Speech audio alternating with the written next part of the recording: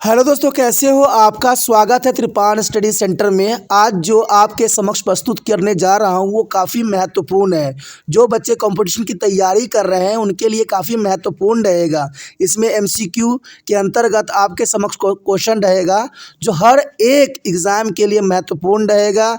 चाहे आप एसएससी की एग्ज़ाम दे रहे हो, चाहे यूपीएससी की एग्ज़ाम दे रहे हो, तो काफ़ी महत्व रखेगा। चलिए देखते हैं हमारा आज जो है एमसीक्यू क्या कहता है। जीवों में जनन यानी रिप्रोडक्शन इन एनिमल काफ़ी महत्वपूर्ण ये चैप्टर है। जो एमसीक्यू है हर एक बच्चों के लिए महत्वपूर्ण है, चाहे वो कॉम्पिटिटिव एग्जाम की तैयारी कर रहे हों, सबके लिए महत्वपूर्ण है। क्वेश्चन है, द्विआधारी विखंडन देखा जाता है। द्विविखंडन किस में देखा जाता है? द्विआधारी विखंडन जो होती है, द्विविखंडन, वो किस में देखा जाता है? क्या वो हाइड्रा में देखा जाता है, या बी खमीर में देखा जाता है, या सी अमीबा में, या डी इंसान में? देखिए दोस्तों, इंसान का जो ऑप्शन यहाँ पर एग्जामिनर ने दिया है ये तो बिल्कुल ही गलत है। आप इसको डी तो ऐसे ही एलिमिनेट कर दें, क्योंकि डी तो यहाँ हो ही नहीं सकता। हाँ, हाइड्रा, खमीर, अमीबा इस बात को जो है समर्थन कर सकता है, लेकिन इंसान तो समर्थन कर ही नहीं सकता। क्या आपका विखंडन हो सकता है शरीर का? नहीं ना। तो ये तो गलत ऑप्शन दिया हुआ है, तो आप डी को जो है ऑटोमेटिक यहाँ पर रिजेक्ट कर दीजिए और डी को जो आप भूल ही जाइए। ठीक है, तो आपके समक्ष जो है यहाँ पर ए बी सी तीन ऑप्शन में द्वंद्व है, तो जो भी आंसर आपको सही लगता है आप अपना आंसर दे सकते हो।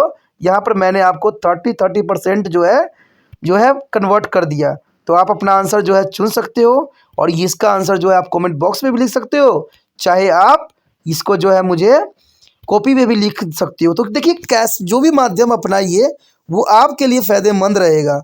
मैं बार बार इसलिए कहता हूँ क्योंकि इससे आपका ज्ञान का जो है परख हो जाएगी कि आप कितना जो पेपर की तैयारी में संलग्न हो। तो आपने अपना आंसर सोच लिया होगा, लिख भी लिया होगा। देखिए, क्वेश्चन यहाँ क्लियर है कि द्विआधारी विखंडन देखा जाता है। देखिए, हाइड्रा में तो नहीं देखा जाता है। हाइड्रा को तो दूर दूर तक नज़र नहीं आती कि हाइड्रा में तो विखंडन ऐसी होती ही नहीं है, द्विविखंडन। खमीर में भी हमने पढ़ा था, खमीर में भी नहीं होता है। ठीक है, अभी पिछले क्वेश्चन में हमने किया था, तो खमीर में तो होता नहीं है। ये तो ऑप्शन चलिए गलत है। देखा जाए तो इंसान को तो हम पहले ही रिजेक्ट कर चुके हैं, तो इसका मतलब सी रह गया, तो सी ऑप्शन आपका सही जाएगा। अमीबा में जो होता है द्विविखंडन होती है। अमीबा जो होता है एक पार्ट से दो पार्टों में विभक्त हो जाती है। ठीक है, आपने डायग्राम भी कई जगहों पर देखा होगा कि अमीबा जो है एक रहता है और एक से दो में कन्वर्ट होता जाता है, और ये करके एक इंडिविजुअल बन जाता है। तो इसका मतलब यहाँ पर सी ऑप्शन आपका सही जाएगा। सी ऑप्शन आपका सही है। अगला क्वेश्चन आपके समक्ष जो है आ गया है। देखिए, क्वेश्चन है, टेडपोल। टेडपोल इनमें से किसकी विकासशील अवस्था है? टेडपोल जो है काफ़ी महत्वपूर्ण एक अवस्था है जिसमें जो है एक जीव के विकास के बारे में दर्शाता है। तो वो जीव कौन सा है? क्या वो जीव कुत्ता है, क्या वो जीव बिल्ली है, या सी मेढक है, या डी मनुष्य है? देखिए, टेडपोल आप सोचिएगा कि ये गर्भ की अवस्था होगी, तो हाँ हो सकता है, इसमें कोई बुराई नहीं है, लेकिन किस में होती है? कुत्ते में होती है, बिल्ली में होती है, मेढक में होती है, मनुष्य में होती है? तो ये आपको आंसर सोचना है और अपना आंसर जो है अपने नोटबुक पे लिखना है, और मुझे बताना है कि आपने कितने में से कितना आंसर जो है करेक्ट किया है। देखिए दोस्तों, अगर आप बताते हो चाहे नहीं बताते हो, ये आपकी जो है इच्छा पे निर्भर करता है, क्योंकि जो बच्चे पढ़ाई में दिल से जो है लगे रहते हैं ना, वो हर तरह की एक्टिविटी करते हैं। वो दूसरे बच्चों से शेयर भी करते हैं, ठीक है, कमेंट बॉक्स पे जवाब भी देते हैं, कुछ अच्छा लगता है तो भी बताते हैं, कुछ गलत लगता है वो भी बताते हैं। तो वो बच्चे जो होते हैं इंटरेस्टेड होते हैं, और वो बच्चे हमेशा आगे बढ़ने के लिए तैयार होते हैं। लेकिन जो बच्चे सिर्फ देख लेते हैं, लिख लेते हैं, समझिए उनको कोई इंटरेस्ट नहीं है, उनको जबरन जो है करवाया जा रहा है, तो ऐसे बच्चे कभी कामयाब नहीं होते हैं। तो आप अपना आंसर जो है किसी भी माध्यम से कर लिए होंगे। अब देखिए, टेडपोल। टेडपोल जो है इनमें से किस विकासशील अवस्था है? कुत्ते में टेडपोल की अवस्था नहीं होती है, मैं क्लियर बता दूं, नहीं होती है। बिल्ली में भी नहीं होती है, और मनुष्य की तो बात ही मत कीजिए। मनुष्य में कहाँ से होगा? तो इसका मतलब मेढक में। मेढक के अगर आप लाइफ सर्कल देखोगे तो एक जो है फेस आपको टेडपोल के फेस दिखेंगे, तो इसका मतलब जो है सी ऑप्शन आपका सही है। आप सी ऑप्शन के साथ जा सकते हो, सी ऑप्शन आपका करेक्ट है, मेढक। चलिए देखते हैं अगला क्वेश्चन क्या है। अगला क्वेश्चन आपके स्क्रीन पे आ गया है। देखिए, ये क्वेश्चन है, नर और मादा युग्मकों का संलयन सामान्य कहाँ पर होता है? यानी मादा और नर के जो होते हैं मिलन जो है अंडों का और स्पर्म का कहाँ पर होता है? क्वेश्चन यहाँ पर क्लियर है। नर और मादा युग्मकों का संलयन सामान्यतः कहाँ पर होता है? क्या ए फ्लोपियन ट्यूब में होता है, बी अंडाशय में होता है, सी गर्भाशय में होता है या डी युग्मनज में होता है? क्वेश्चन यहाँ पर क्लियर है और आप अपना आंसर दे सकते हो, समझ सकते हो और मुझे बता सकते हो। तो ये काफ़ी महत्वपूर्ण है। कहते हैं जितना आप आंसर देना दोगे उतना आपका जो है ऑप्शन एग्ज़ाम में काफ़ी अच्छे परफॉर्मेंस का बनेगा, क्योंकि परफॉर्मेंस तब अच्छा बनता है जब आप हर क्वेश्चन के लिए अप्लीकेबल हो जाते हो। तो आपने अपना आंसर सोच लिया होगा और मुझे बता भी दिया होगा, अच्छी बात है। देखिए क्वेश्चन यहाँ पर क्लियर है, ठीक है, कि नर एवं मादा युग्मकों का संलयन सामान्यतः कहाँ पर होता है? तो जर्नल सी बात है दोस्तों, अंडाशय में तो अंडा का निर्माण होती है और गर्भाशय में तो बच्चे पलते हैं, युग्मनज तो में होती नहीं है। तो जर्नल सी बात है फ्लोपियन ट्यूब में ही रहेगी। तो ये फ्लोपियन ट्यूब में जो होता है नर और मादा युग्मक जो है आपस में मिलते हैं और यहीं से जो है फर्टिलाइजेशन की पूरी प्रोसेसिंग शुरू होता है। तो इसका मतलब ये यहाँ पर ऑप्शन सही है, फ्लोपियन ट्यूब। आप फ्लोपियन ट्यूब के साथ जा सकते हो, ये ऑप्शन आपका सही है। अगला क्वेश्चन हमारे समक्ष आ गया है। क्वेश्चन है अलैंगिक प्रजनन देखा जाता है, जो अलैंगिक प्रजनन होता है वो कहाँ पर होता है?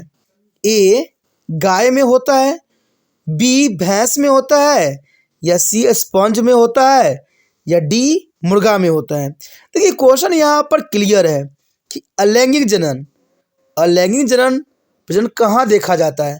अलैंगिक का मतलब होता है जिसमें एक जो होता है एब्सेंट होता है लेकिन फिर भी जो है जनन होती है।